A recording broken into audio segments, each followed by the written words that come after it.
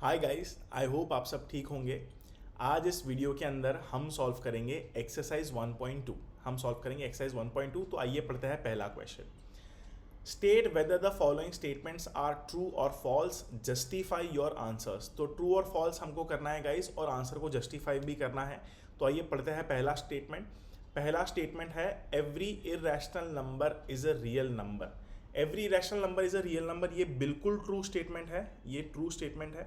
Basically जितने भी numbers हैं, रैशनल हो या इरेशनल हो, ऑड हो या इवन हो, ये सारे रैशनल नंबर्स, आई मीन ये सारे नंबर्स, रैशनल नहीं, ये सारे numbers, rational, irrational, odd, even, natural, whole, integers, ये सारे नंबर्स रियल नंबर्स होते हैं। ये सारे नंबर्स रियल नंबर्स होते हैं। तो पहला स्टेटमेंट आपका बिल्कुल ट्रू है। सेकेंड स्टेटमेंट आपका है every point on the number line is of the form root M where M is a natural number. तो ये स्टेटमेंट आपका गलत होगा। ये स्टेटमेंट गलत इसलिए होगा क्योंकि लेट्स से अगर आप एक नंबर लाइन ड्रॉ करो, ठीक है, तो नंबर लाइन के ऊपर ये हो गया 0, ये हो गया 1, ये हो गया 2, ये हो गया 3 and so on. Left hand side के अंदर नंबर्स होंगे -1, -2, -3, -4 एंड देन सो ऑन।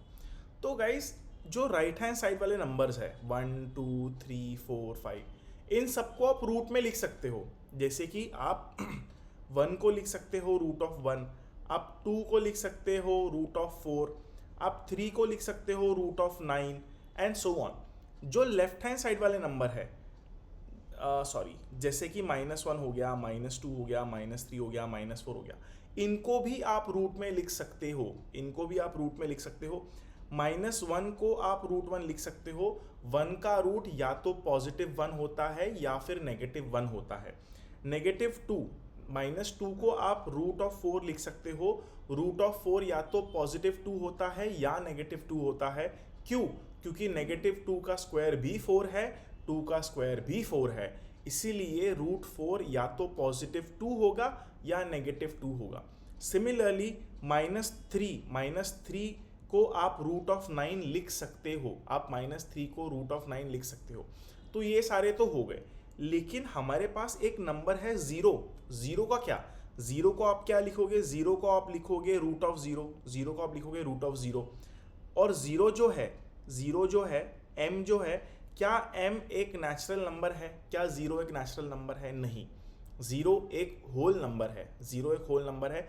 इसलिए बस ये 0 एक एक्सेप्शन आ गया, बस इसलिए ये स्टेटमेंट हो गया आपका फॉल्स। ये स्टेटमेंट आपका हो गया फॉल्स। ठीक है जी। अब हम करेंगे स्टेटमेंट नंबर 3। क्या है आपका statement number 3? Every real number is an irrational number. क्या हर एक रियल नंबर इररेशनल नंबर होता है? जी नहीं, बिल्कुल नहीं होता है। फॉर एग्जाम्पल मैंने 2 ले लिया। 2 एक रियल नंबर है? हाँ है। लेकिन क्या 2 एक इररेशनल नंबर है? क्या 2 एक इररेशनल नंबर है? जी नहीं। तो ये स्टेटमेंट भी आपका हो गया फॉल्स। ये स्टेटमेंट भी आपका हो गया फॉल्स। अब हम करेंगे क्वेश्चन नंबर 2। क्या है guys question number 2? Question number 2 है are the square roots of all positive integers irrational. क्या हर पॉजिटिव इंटीजर्स के स्क्वायर रूट इररेशनल होते हैं क्या? जी नहीं, बिल्कुल नहीं होते हैं। क्या एग्जाम्पल? इन्होंने एग्जाम्पल भी पूछा है। तो √4 ले लीजिए आप। √4 होता है 2 और -2। ठीक है, तो √4 क्या हो गया? आपका रैशनल नंबर हो गया, क्योंकि √4 को आप लिख सकते हो 2 या -2। और 2 या -2 को आप क्या लिख सकते हो? 2 या -2 को आप लिख सकते हो 2/1, या आप लिख सकते हो -2/1। तो दोनों भी क्या है? रैशनल नंबर्स है। दोनों भी क्या है? रैशनल नंबर है। और ये लोग बोल रहे हैं कि square root of all positive integers are irrational. तो ये आपका स्टेटमेंट हो गया गलत। इसका एक्सेप्शन है √4। और भी एग्जांपल दे सकता हूँ मैं। √9 ले लीजिए आप, √25 ले लीजिए, √36 ले लीजिए। √9 होता है 3, √25 होता है 5, √36 होता है 6। इनको आप 3/1, 5/1, 6/1 लिख दो। तो क्या ये रैशनल नंबर नहीं है क्या? ये रैशनल नंबर तो है, ये इरेशनल नंबर बिल्कुल नहीं है। तो ये हो गया आपका क्वेश्चन नंबर 2 का आंसर। अब हम करेंगे third one. Show that show how √5 can be represented on the number line. हम करेंगे question number 3। Show how √5 can be represented on the number line. बहुत ईजी है गाइस ये। आप √5 को क्या लिख सकते हो? आप √5 को लिख सकते हो square root of 1 square plus 2 square. आप √5 को लिख सकते हो square root of 1 square plus 2 square. ठीक है। सो बेसिकली अगर आपके पास एक राइट एंगल ट्राइंगल है, आपके पास अगर एक राइट एंगल ट्राइंगल है, अगर ये वाला साइड 1 है, आपका बेस 1 है और आपका हाइट 2 है, तो आपका हाइपोटेनियस हो जाएगा √5, आपका हाइपोटेनियस हो जाएगा √5। कैसे? पाइथागोरस थ्योरम से। अकॉर्डिंग टू पाइथागोरस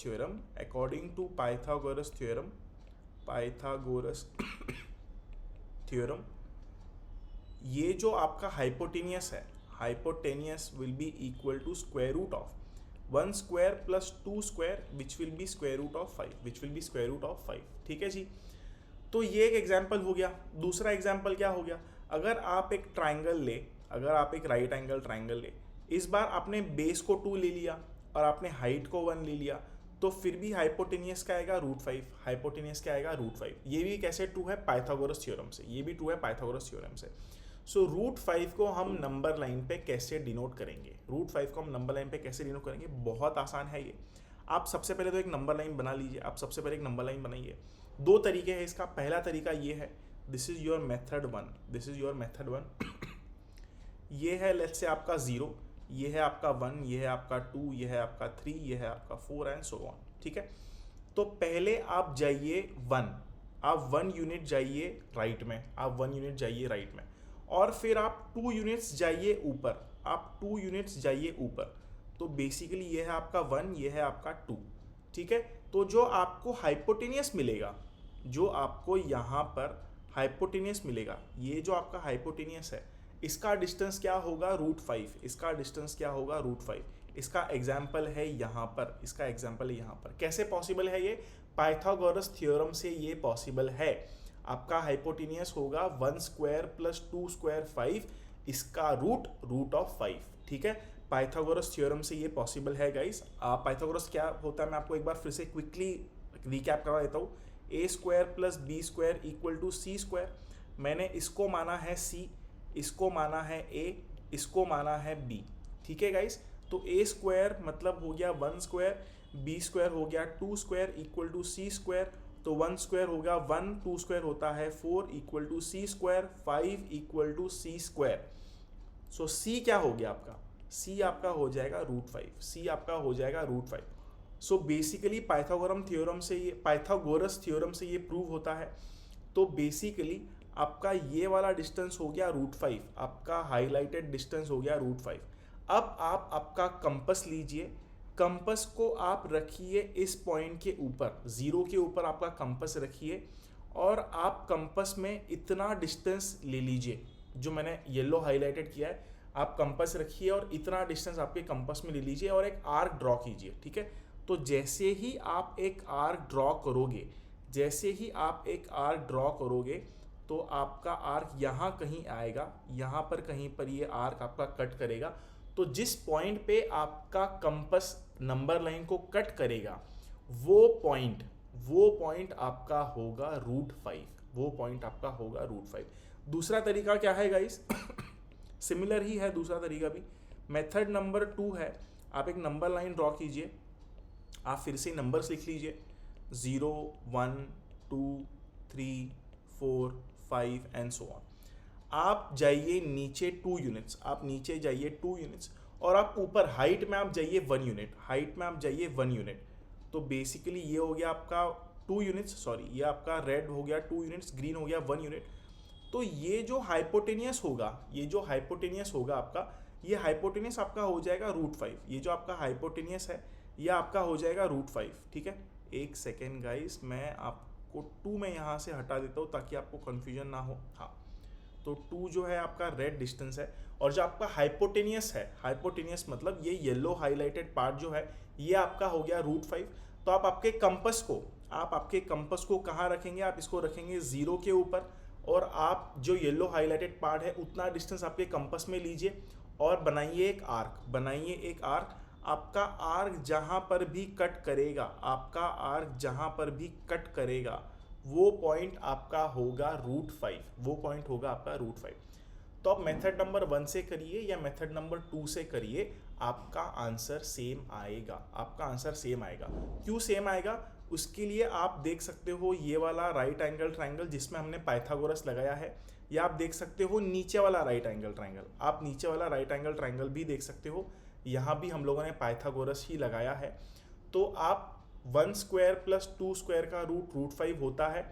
तो या तो आप पहला केस ले लीजिए ये वाला, जहाँ पर आपने 1 को बेस लिया है, 2 को आपने हाइट लिया है, या आप दूसरा वाला केस ले लीजिए, जहाँ पर हम लोगों ने बेस को 2 यूनिट रखा है, हाइट को हम लोगों ने 1 यूनिट रखा है। ठीक है गाइस, दोनों केसेस में आपका आंसर सेम आएगा and this is how you draw root 5। इसी को हम मतलब ऐसे ही आप रूट 5 नंबर लाइन पे ड्रॉ कर सकते हो।